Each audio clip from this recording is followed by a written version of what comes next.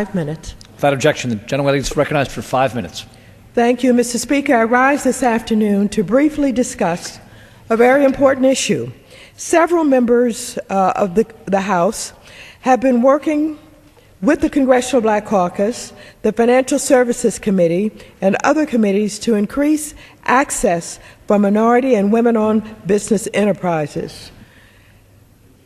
Just this week, a new report was released by the Center for Community Economic Development on the imperative of closing the racial wealth gap. And I'd like unanimous consent to include the summary of this report for the record. One of our primary focus areas over the last several months has been minority and women-owned business enterprises' access to the Troubled Asset Relief Program, that is the TARP. Originally, TARP was designed for the purchase of toxic mortgage-related assets and presented several opportunities for women and minority-owned businesses to participate through asset management, legal, accounting, and other professional services. Following the announcement of the TARP, Representative Gregory Meeks and I convened a meeting of over 60 minority asset managers and officials from the Treasury Department to ensure maximum participation by women and minority-owned businesses. We wanted to make sure that there were real opportunities for participation in the TARP. As a result, legislative language was placed in the TARP bill describing specific steps Treasury was to take to ensure minority participation.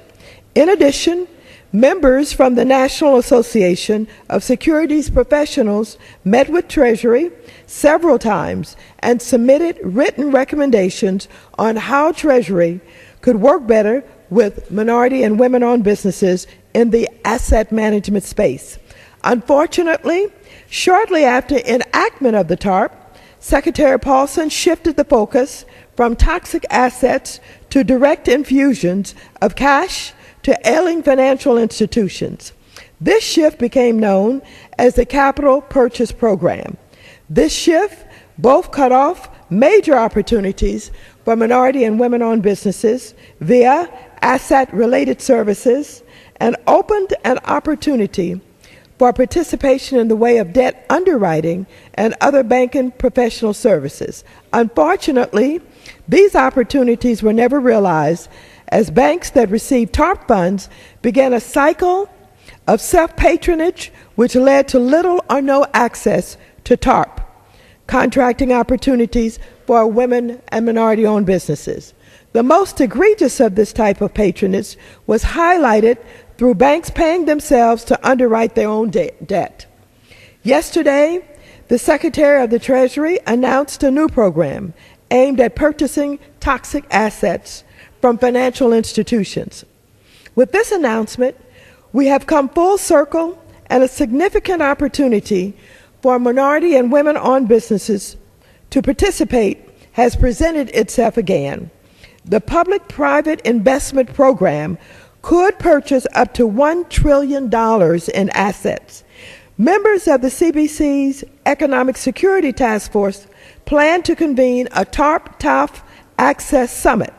The summit will be designed to ensure meaningful participation in TARP through the Public-Private Investment Program. Specifically, we hope to provide opportunities for minority and women-owned businesses and administration stockholders to learn more about the new program and the capabilities of minority and women-owned businesses, develop short, mid, and long-term strategies to better facilitate access to TARP resources, and identify specific contacts within the relevant agencies.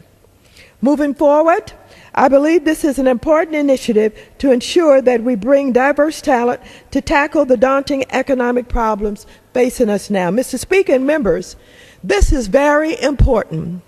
We have billions of dollars that are being injected into our society by way of the TARP program and the TAF program and even the stimulus program.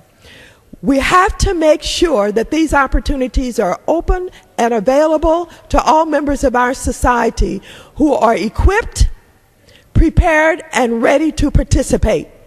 If our communities are to pull itself up by its bootstraps, if our communities are to open up opportunities and create jobs, we cannot be shut out of these opportunities simply because only the big boys are allowed to play. We must make sure that these opportunities are available to all of the women and minority-owned businesses in our society also. I yield back the balance of my time.